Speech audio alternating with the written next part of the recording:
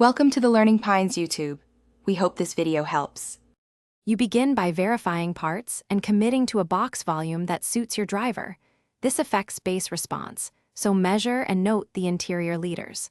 Once done, lay out panel dimensions and clamp a sheet. Use a jigsaw or circular saw to cut panels precisely.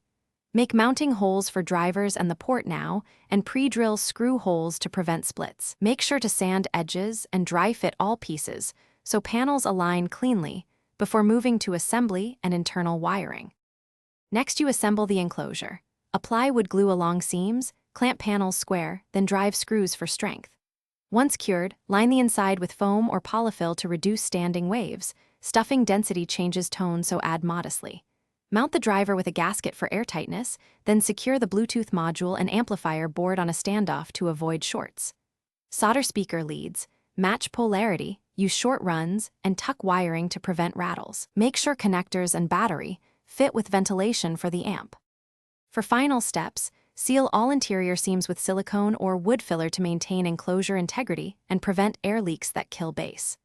Once dry, apply finish, paint or veneer, while leaving ventilation for the amp and battery.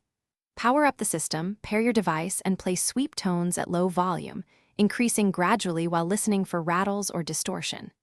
If something goes wrong, immediately power down and inspect solder joints, wire polarity, and ground continuity. Fixing those usually resolves common faults quickly. Thanks for watching. Consider subscribing if we helped you.